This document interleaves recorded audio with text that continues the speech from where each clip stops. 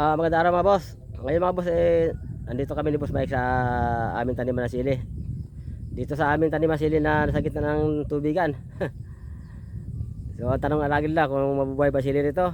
Subaybayan nyo lang mga boss para malaman kung mabuhay ba o hindi. Pwede ito, sili, talong, kahit anong tanim dito, kung gusto itanim pwede. Depende sa inyo, sa diskarte at pag-alaga. So ito mga boss, panoorin natin si Boss Mike ha.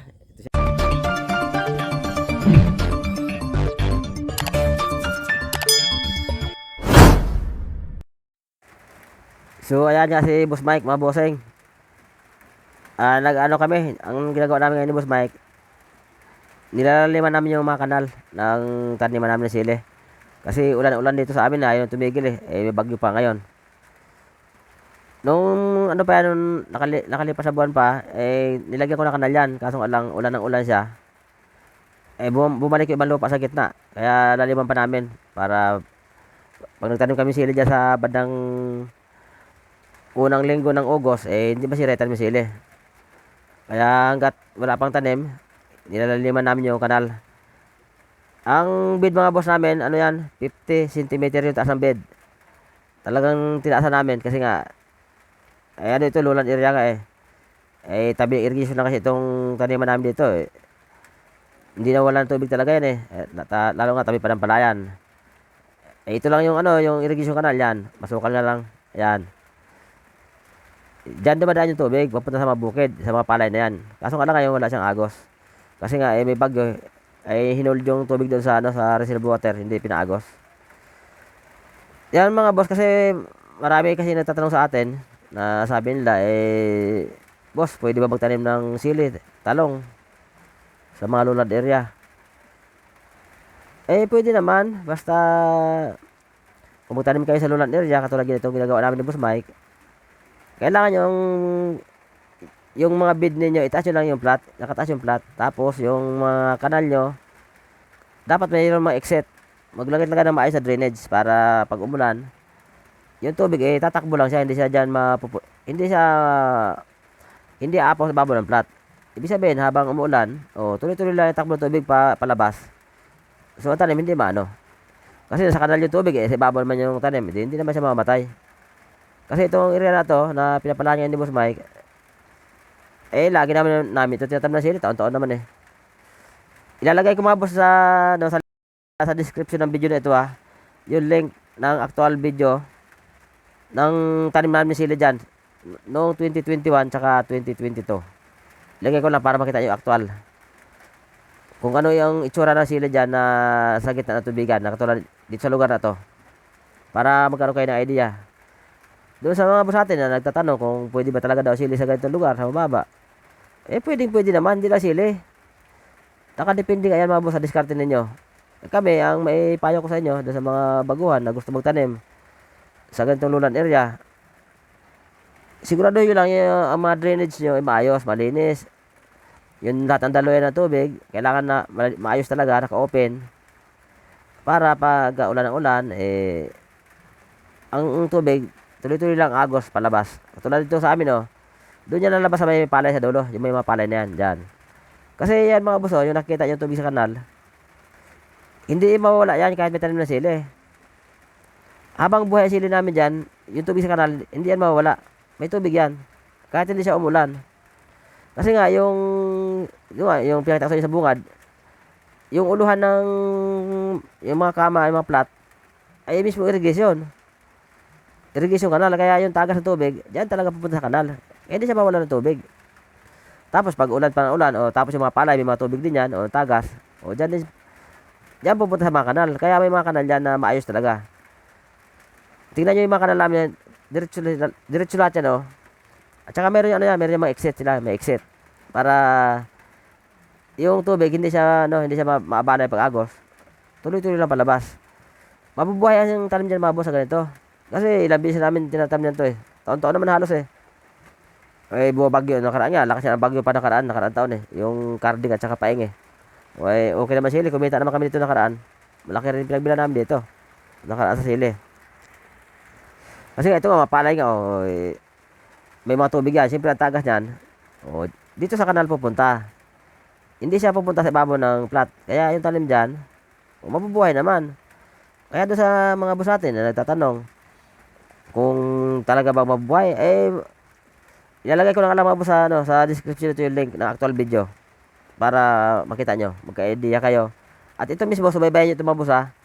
Kasi ito sana, dapat ito matagal na namin tinanim itong sili. Kaso nga lang, hindi kami makatanim maaga dito kasi nga gawa nga na may mga palay. Ay alam naman natin na lahat na yung palay, kalimitan, ini-spray ng mga farmers na 2,4-D. So ayun palay nga, 30 days pa lang yan oh. Hindi nga sila makapag 2,4-D dito sa area namin, ulan nga ng ulan. So naatraso yung pag-spray lang 2,4-D, kaya naatraso rin yung pagtanim namin ng sili. Kaya pag umaraw pa lang, saka sila mag-spray 2,4-D, saka pala rin kami makapagtatanim ng sili pagkatapos na mag-spray. O ayan mga boss, tingnan nyo yung, ano, yan yung exit ng tubig. Yan. Nakakonect lahat yung kanal pahalang sa lahat ng kanal na paayon. Ayan na, ayan. Konektado siya sa lahat ng kanal. Kaya hindi siya pwedeng tumaas ng tubig dyan. Obligadong lalabas at lalabas siya. Kasi marami siya exit na nilagay.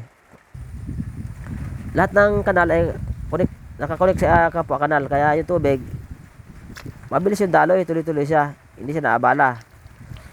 Yan yung mga teknik namin mga boss na ginagawa. Mga diskarte ko ginagawa sa lowland area. Ayan o, kaputik nga eh. Puro putik yan eh.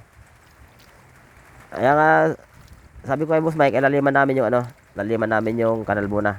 Habang hindi pa sila nakapag-sprint to 4D. Kasi kung magtanim kami sili na hindi pa nakapag-sprint to 4D, ay mamatay naman sili namin. Kaya kailangan namin talaga na makapag-spray muna sila to 4D, yung makatabi palay, bago kami magtanim ng sili. Para ang sili namin ay hindi masira ng herbicide. Ayan. Diretso ka na lang mga boss ha, punta may palay, doon tatapon yung tubig. Dahil ito, lalim ng tubig dito. Yan. Hindi na mga boss mawalan tubig yan ha. Subaybayan nyo lang para makita nyo rin. Na yung tubig yan talaga hindi mawala yan. Basta yung irrigation may tubig na, kahit hindi na umulan siya, hindi siya mawalan tubig kasi yung tagas nga galing sa palay. Yung palay, kailan pa maano yan eh. Matagal pa ano yung palay. Magtanim kami sa August ng sili, halos magsasabay pa mag-ano yan, sili tsaka palay. Dahil ilang araw naman yung sili, inaanin na eh. Ayun palay, ano pa lang yan. 30 days pala ito ngayon. O di, sakto mag 60 days sa sili namin, 55 days. O. Yung palay, anihin na, di mamimitas na rin kami ng sili. So yung mga boss, sa mga boss natin na mga newbie na nagtatanong kung pwede ba sili sa ganito, pwede mga boss. Diskarte lang. So sana, doon sa mga boss natin na nagtatanong, dito, sa ginagawa namin mga video na ito, makakuha kayo ng idea kung paano ba talaga tama. At dapat gawin. So baybayin nyo lang mga boss yung, ano, yung mga sunod na gagawin namin dito. Kasi tsak ito, mga first week ito ng August. Matataman namin sili ito.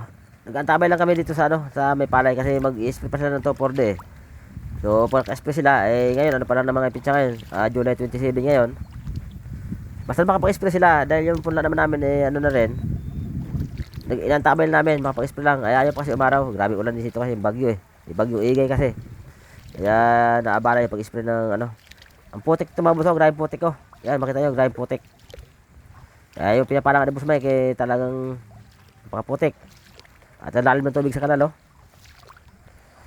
Kung mahina kayo loob mo dyan, talagang hindi ka makapagtanim ng sili dyan.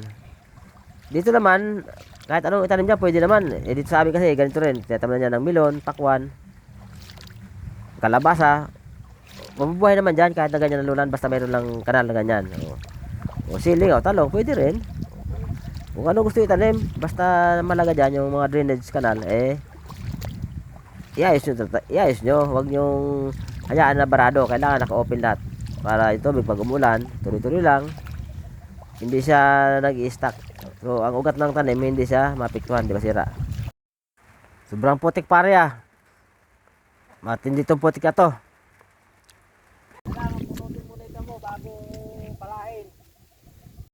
So, ayan, paano magtanim ng sili sa putikan. So, abangan nyo lang mga boss ang ano ito, yung update. Pag nagtanim na kayo ng sili dito, next month. So, hanggang dyan mo tayo mga boss. Bye-bye muna. Bye-bye.